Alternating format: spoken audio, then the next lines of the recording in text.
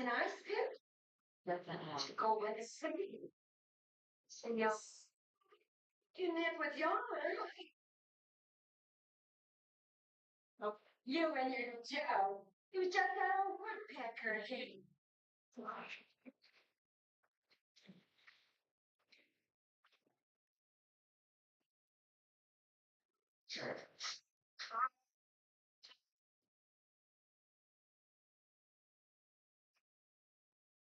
So she go here today.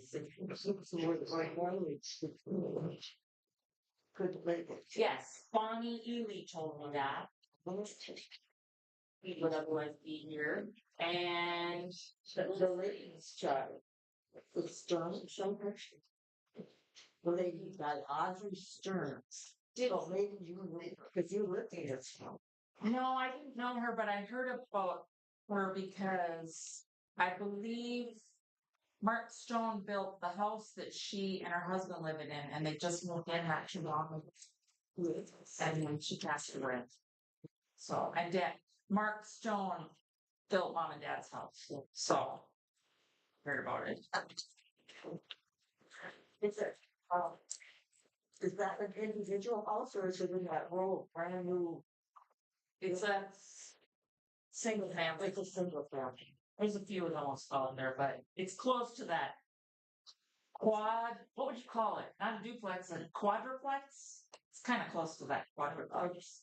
So lots of houses. I mean, Oh you yeah. know, can't imagine that they'll all. Although, what the more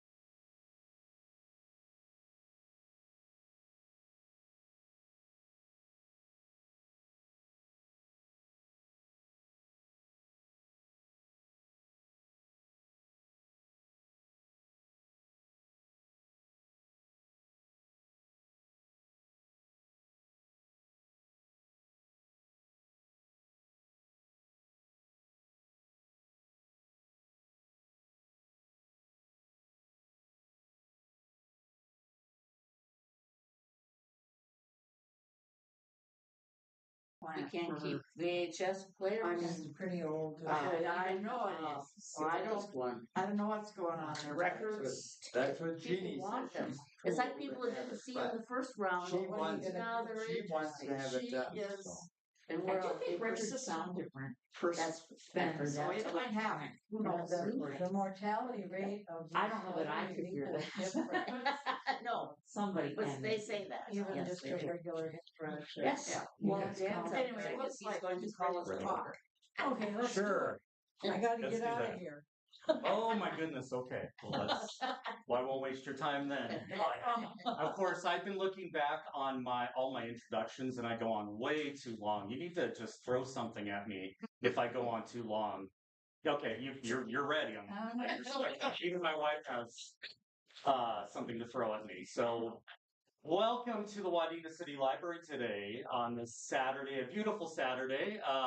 We're happy to have Monica Lee back again for her second book, and she is very important for the community because she is Wadena born, and she writes about experiences that happen in Wadena. I know a lot of the programs that we've had for BookEnds recently have kind of tilted towards Otter Tail County. It seems like a lot of fascinating things happen over there, but I'd like to find all the fascinating things that happen also in Wadena, city of Wadena. And this is a fascinating tale. And I think the great thing about this is every person has a story to tell that has humor and insight, and it's worthwhile to tell. And I think also this proves that television is also history. So the book is Prime Time, and this is what Monica is going to talk about today.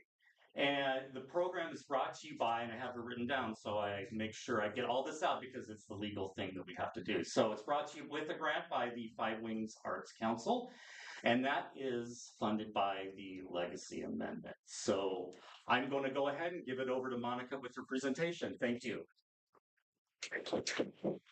Thank you, Dan. Oh, and I dropped the post-it. Thank you. I appreciate the intro and I appreciate the invitation to come back to Wadena and chat about my work.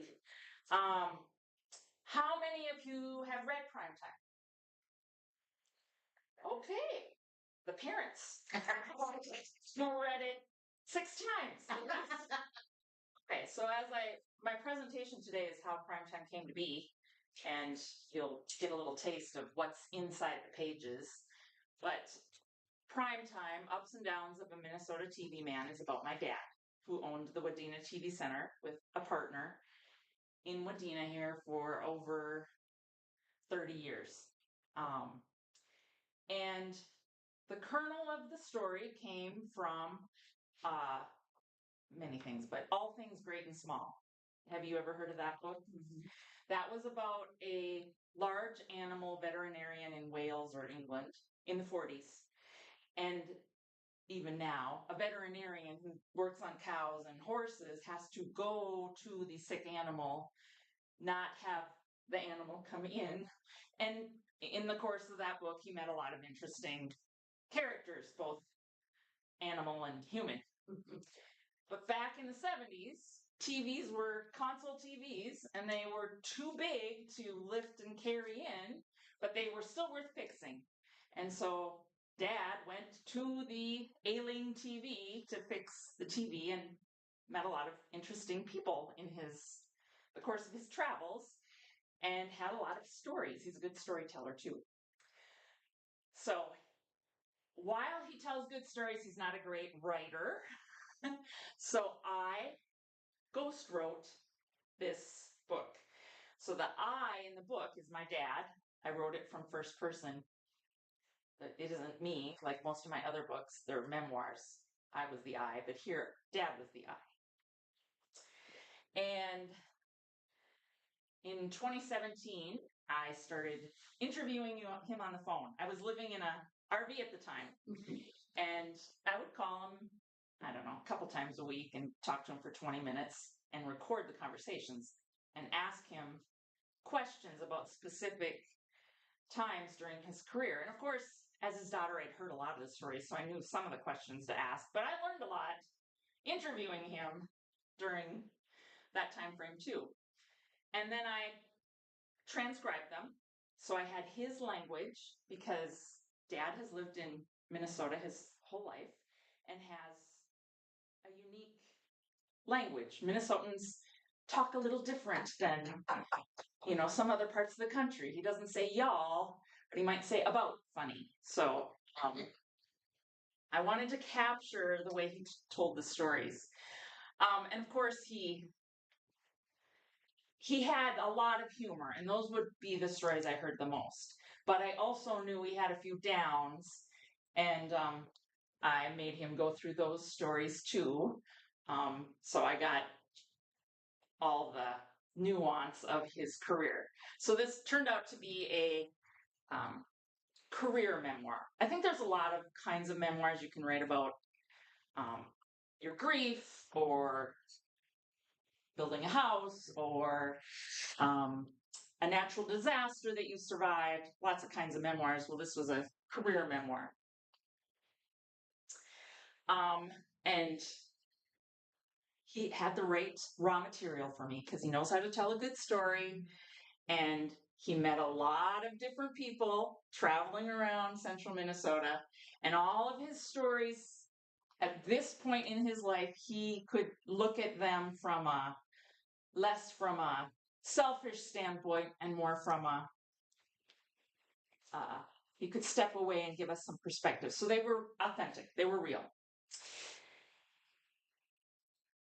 So I wrote them all in first person because all my books are in first person. I was a newspaper reporter once, so all my stories are nonfiction.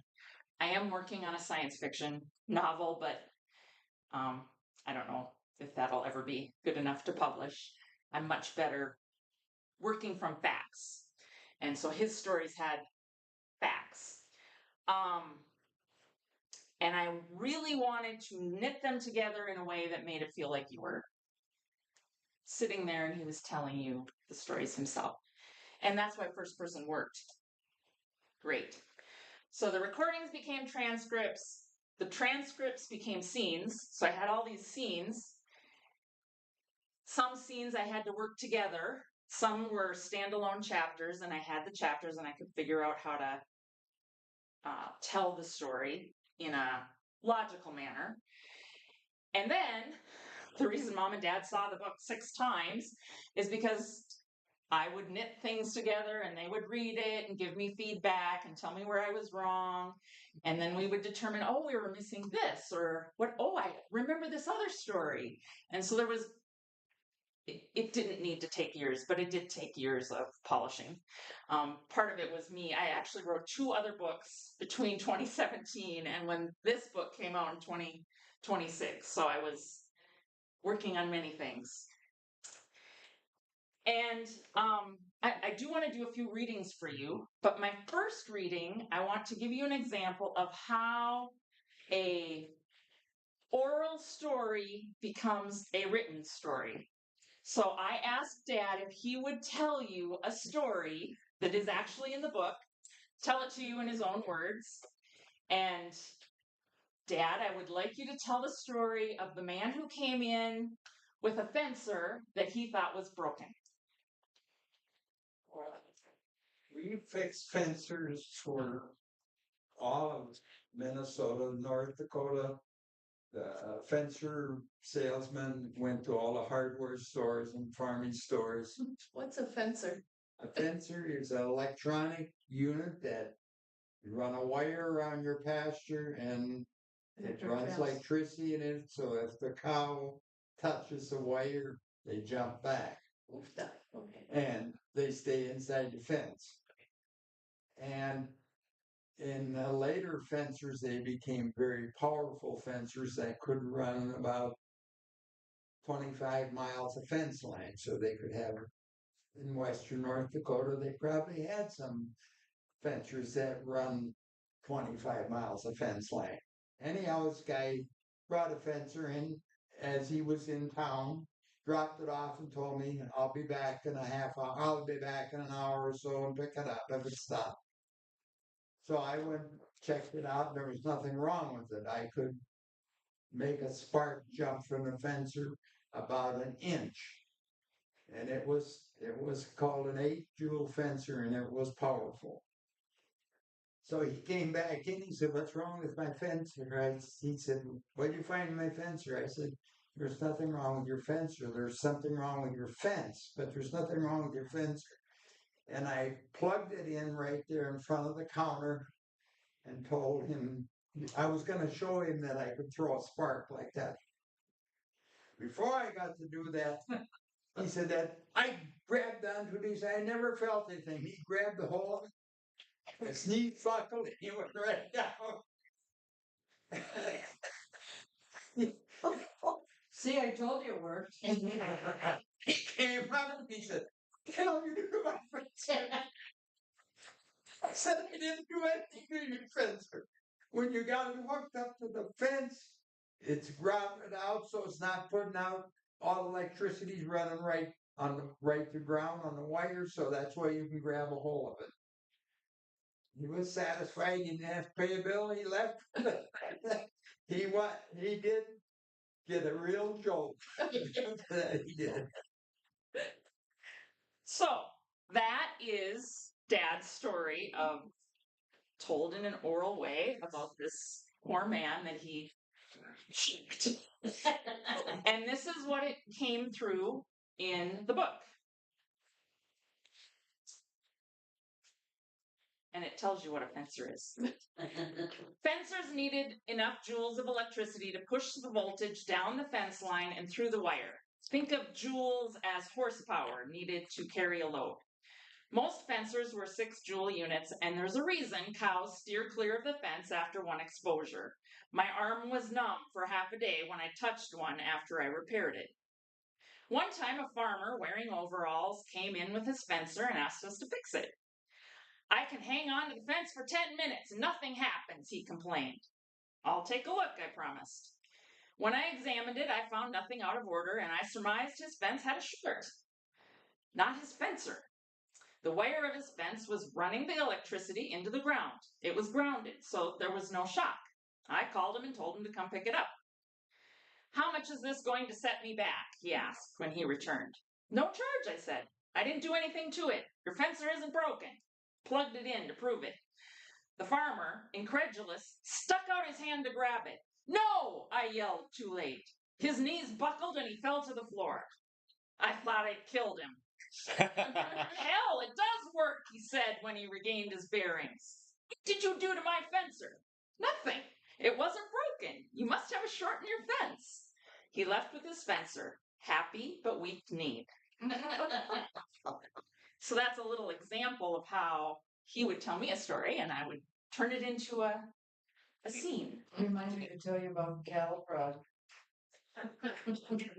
Tell us, Carol. Tell us right now.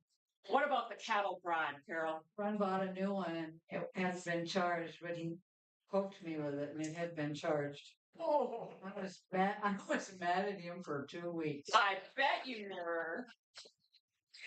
I bet you were tempted to use it on him. Yes. I'll show you. City girl that I. Right. Big thing, the kids I love. fix cattle prods. Tell him. Kids fence. The city kids grab fence. Country kids always got to fix towns with that. Oh, sure. I'm sure that would be a ha-ha funny joke. For them. To the country kids. So the context in the book is obviously about my father's career, fixing televisions and various other things, in a small town. And so in addition to his career, I also wanted to write about Wadena and what it was like here in that time frame. As he was telling me stories about all the things that he fixed and how his career moved along, you could see there was really a lot of changes in electronics and TVs over that time frame. And even now in the last 30 years, there's been changes. But I wanted to document that too, because that was the whole reason he could have a successful store, is because TVs were repairable at one point in history. And that wasn't the case. That isn't really the case nowadays. Now you just go buy a new one. But I have a reading that kind of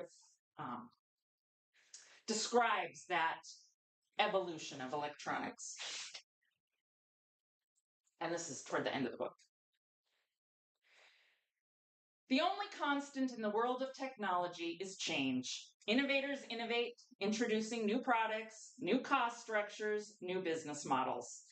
Console television sets eventually gave way to the increasing popularity of ever larger sets that could be contained in entertainment centers in the late 1980s. Entertainment centers eventually gave way to flat-screen TVs that could be mounted on the walls. Microwave ovens evolved from parlor tricks to essential components of modern kitchens. Satellite dishes replaced antennas, and then streaming services replaced satellite. The Wadena TV Center rode the changes as best we could through the 1980s and 1990s. Two big innovations were VCRs and cellular telephones. And so then this chapter goes into Dad's business with VCRs and cellular telephones, which are now smartphones. So that's how I introduced that chapter. And kind of describes really how the industry changed over the time he was having to operate. He couldn't do the same thing for 30 years. So when you write a memoir, you are committed to telling the truth. But not all truth, not all memory is exact as a video camera. So your truth might be shown in a different way depending on what your memory is and what you can draw on. And a lot of memory is emotional. Like if you think about your first memory, it might be something traumatic, something big that made you remember, still sticks in your head. One of my first memories is my mother was pregnant, so I would have been 5 or 6, and we were sitting on the couch, and she had me put my hand on her stomach, and I felt it move, which was maybe not trauma, but dramatic. And I remember that. That's one of my first memories. So memory can be very emotional. It's not always perfect with facts. And of course, sometimes Dad couldn't remember what the farmer bringing in the fence or what he was wearing. So we guessed at what the essential truth was. He was a farmer, so probably overalls. So the book became part memoir, part oral history, and me dramatizing a few things that were still true to the story. And one of my favorite chapters is the last chapter. Dad is doing a service call late in his career. So it was toward the end of his career. So this works for toward the end of the book. And it was a very mundane service call. But the facts of the service call were he brought Frank with him, who was his protege. He had to drive a long way. So he was in the car a long time. And the customer lived by a lake, which is very emblematic of this area, customers who live by the lake. So the service call itself wasn't dramatic, but it worked for the end of the book. And I wanted to make a satisfactory ending with this service call to the whole book. And to do that, I had to get inside of Dad's head.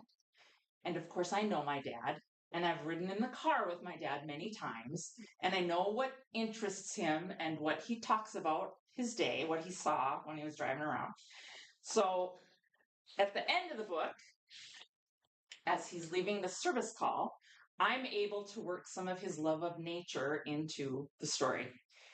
And I know he thought these things at some time, maybe not that day after that service call, but the truth is that's how he would think.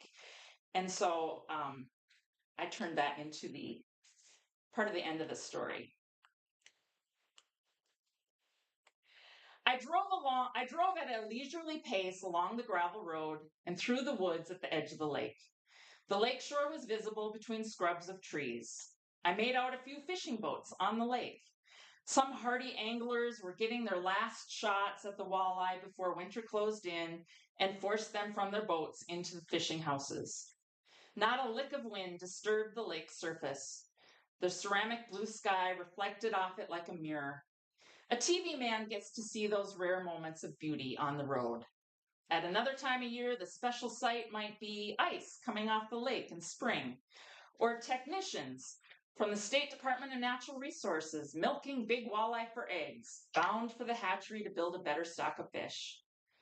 I might catch a summer rainbow, or enjoy miles of white trees covered in hoarfrost in the winter. In the fall, it was the blazing scarlets and golds of the autumn trees, and maybe the glimpse of a white-tailed deer in rut, bounding through the vegetation to flee the scene. Even the gal living right on the edge of the big lake, with her curtains drawn and tied to her oxygen machine as she was, probably didn't get to enjoy this display. I was tempted to stop and take it all in, but that would not have taught Frank about efficiency. Instead, I would be content imagining an unhurried day at some point in my future retirement when I could sit in my boat and observe the glory of God's creation. And so I was able to work some of my dad's love of nature, besides electronics, into the book. And I also happen to know his favorite season is autumn. So when I was working on this cover, I purposely selected an autumn scene, which is my secret, and now you know the secret. That's why that's the season in the cover of the book. So I have written 6 books. Every story starts somewhere, and for me, I know if you've been to these talks before, you hear authors talk about how the characters tell their story as they're writing it. That's not how I work. I work with a set of facts first. And in prime time, it was Dad's recorded interviews. In The Percussionist Wife, which is a memoir of my first marriage, I had the whole court file. The subtitle on that book is A Memoir of Sex, Crime, and Betrayal. So I had all those facts to work with, besides my own memories. Truth, Dare, Double Dare, Promise, or Repeat, which is a memoir of the year I turned 15 and learned a French kiss, is based on my diaries from high school. And I actually have diary excerpts in that book. Fruitful Labor, which is about my grandmother, who lived to 104. The subtitle on that book is How to Live to 104 Gracefully, Gratefully. When she passed away in, I think, 2018, she had 17 grandchildren, but I got all of her diaries from her retirement years because Grandma knew, and the rest of the family knew I was the writer. So that book is based in large part on the diaries she kept from her 60s to her 90s. And I mentioned to you I'm working on the science fiction, apocalyptic science fiction novel. That's based on a dream, but it's a lot harder because I don't have the facts of science. I didn't need to do more research on that one.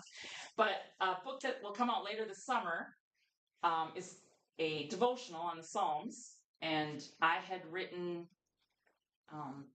versions of the Psalms in prayers for another project a few years ago. So I had several Psalms turned into prayers, and I used that as a basis to write a devotional on the Psalms. So for people who are into devotions, I'm hoping that's appealing. It's called Sing Anyway, 31 Days of Prayer and Reflection with the Psalms. It's written, but I need to design it because I design my own books. I got Church Sweet Home. Oh, yeah. Oh, I don't have Church Sweet Home here. I sold out of it on my book tour here. But if you're interested in Church Sweet Home, and I know some of you have read it, my second husband is the star of that book, which is why he brings it up. But while we were renovating a 126-year-old church into our home, I kept a blog every night. I would force myself to write at least a paragraph and publish them on a blog. And I compiled all those blog entries into the book. So that also had a factual basis. So I wrote this book for many reasons. I like to write, of course, but if I had not preserved these stories, they would have disappeared when Dad did. And now all of his grandsons know the stories. All of his friends know the stories. All of his relatives know the stories. I was able to preserve that in book form. And even though he would tell you he didn't do anything special, he was just working a job, I think the book turns what he did into something a little bit more special, more extraordinary, because it's a good story. And it preserved not just Dad, but that whole era of Wadena and of television. So I have some questions for you if you're willing to chat.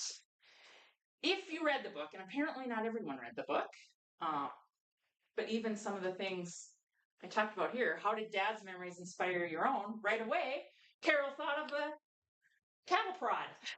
She knew electricity personally. But maybe even just talking about Wadena inspires some stories. We were chatting about how things have changed even in the 20 years you've lived here. Definitely. Mm-hmm. This is the same book that you did the short review because you couldn't get here. Right. Right. It launched in January, and I was in Texas, and Mom Yes. did a quiz. Did that after book club or something because we talked about the book. Yes. I know more stories from the book because you told them. Oh, yes, of course. Come on. I have to read the whole book. Yes, I think so too. As you think about this, do you have any of your own stories or stories of people in your family that make you think, oh, that would make a good book? Certainly got more popular too. There's these houses that advertise so many days to write a book and whatever. I think I even bought one for my son-in-law one time where you capture some memories and they turn it into a book for Oh, yes. That is actually very popular. If you have any ability to write, your children would love to have those They want to know the stories. Snippets Kids written down. love the stories, so it's every family's got them. You're so right, and that also recording people before they die. We just had a wedding this past weekend, and Swain's brother's children were here, and they did that with their dad before he passed away. He had a year that he knew was going to be his last one, and they worked really hard to capture everything. So why do we wait until it's death? Right. You don't want to wait too long. Right. It was special to do it though. I was at the New York Mills Library earlier this week, and a woman there said that I believe it was her father, wasn't it? Her father-in-law was a pastor who sang very frequently at the end of his church services, and they recorded that and actually made it commercial because he had a congregation who probably loved his voice. They were able to get the recordings. Wow. So for him, singing was the story, you know. Who in your life should be interviewed before it's too late? Including maybe yourself. Well, I wish we had interviewed my dad, who at one point was a salesman for the Curtis Publishing Company out in Montana and that area. And one story that I remember from that was that he came to this guy's place and there was a big sign on the fence that said, "No solicitors." My dad got out of the car, took the sign off the fence, laid it face down in the back seat, and drove up to the guy's house. And the guy said, "What are you doing here? I have a sign out there that says no solicitors." And my dad said, "I never saw a sign." And of course, because he could talk to anybody, he sold the man a subscription. And the man said, "I can't believe that you didn't see that sign." And my dad said, "Well, get in the car. We'll go out and look." So they drove out to the fence with the sign in the back seat face down. And then, he said, "Oh, it's really there." Yes, my grandfather was really a character. Yeah. And he would have made. I'm not sure about a whole book, but maybe even a whole book. He had some stories. That grandfather, Dad's father-in-law, is in one of the chapters in the book. One little story that includes him. So he is preserved in it anyway. It is interesting. We don't think about that you preserved the time of Wadena and what was going on and what all changed. And we can't even think of the changes, all of them. So to have them captured in stories like that helps all of our memories. And it's just fun to know about Wadena too. Right. Especially if you've only been here 20 years, my goodness. We got long timers here. Yeah, for sure. So, do any of you have any questions for me? We've had a great interactive conversation. Where was your dad's office? So, the Wadena TV Center started in the Pioneer Journal building, which does not exist anymore in the parking lot of this grocery store here. For like 2 weeks, a month, his lease was up. So then they scrambled to find a place. And I don't know what it is now, but it was a floral store for a while. Now it's a small engine repair business. That black building on 71 on the east side of 71, that was a floral thing. That was like a year or two were you there? 1 year. Okay. And then he built a pole barn right next to the drugstore that is across the street from the old hospital. And that building still exists. And that's where the Wadena TV Center was for most of the time. So you could drive by there now and see. I think it's a governmental building now. But even in Dad's time, the back of it was a governmental building. And I tell that story. Any other questions? I have a question for Bob then. Bob, what about, if you can remember, if not, that's fine, but do you remember a time where you thought the technology of TVs are just getting so advanced that being able to fix them was going to present a challenge, and you thought about maybe it's time to retire? Did it come a time? Did you work into the 2000s to do that? I did work in the TV shop until I sold it in 2003 to my employee, and I worked for a couple of years with him. But even at that time, the circuits were so small, he had to fix them. I couldn't fix them. I could fix fencers and a few other things, but the circuits inside of the TVs had gotten beyond me with my big fingers and or eyes to fix them. And also at the same time, we got into cell telephones, and the cellular telephones we were told weren't repairable. You know, when it quit working, you put it in the garbage can. And then quite right after that, we found out we couldn't put them in a garbage can because they had electronics in them.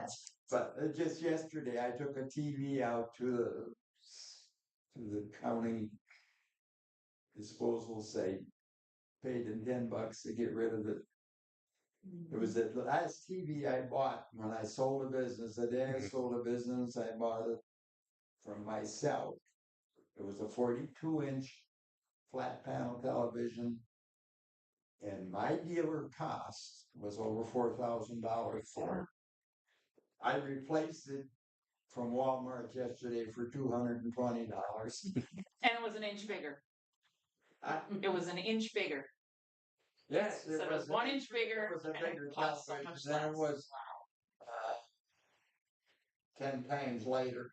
Right. Yes. Way so much. What do you think of this, basically the society of consumption that's come about, where things are made more flimsily so that when they break, they don't get repaired, they get thrown away and you buy another one?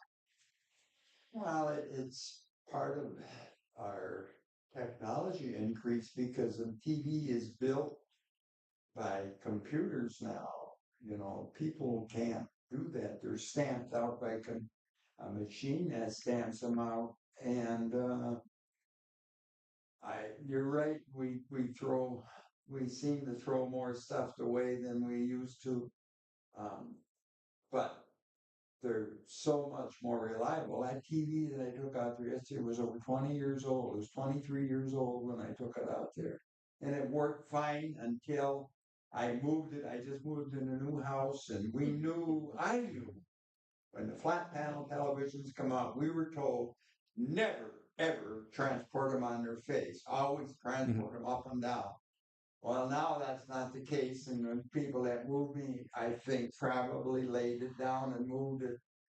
And when I turned it on 2 days ago, I had a big black spot about that big in the center of the screen. So it was time to throw it away. But that was not a repairable product neither. But they are so much more reliable. When I started my TV business, we were told the average homeowner was going to spend over $80 a year maintaining his TV. You go buy a TV today and they tell you, well, it won't cost you over, with inflation, it won't cost you over $240 a year to keep this TV running. Wow, you ain't going to buy it. They're that much more reliable. They are. And all of our electronics, your computer just keeps running and running and running. The only thing that happens to your iPad or your phone is the battery probably quits working. You have to have a new battery, and they can put batteries in them, but that's it. That's part of our technology, I guess. Good question, though. All right. Because that's not in the book. So, Unless you want to go Amish. I also have Amish in the book. Because they do use fencers. But they're solar powered fencers, yes, and other things too. So, if you have the book, I'm happy to sign it. If you don't have the book and you want, I am selling it. And I am selling my other titles. And I have a card here if you want Church Sweet Home to remind you where to get it. But I sold out of that copy. Oh, and I have bookmarks for everyone. So we'll hand those out too.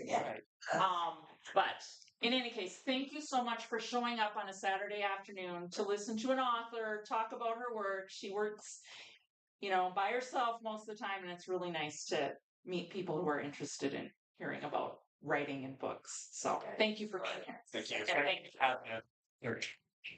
Having us. Yes. All right. We have all of her books. Yes. I believe so. Yeah, I think I would hope so.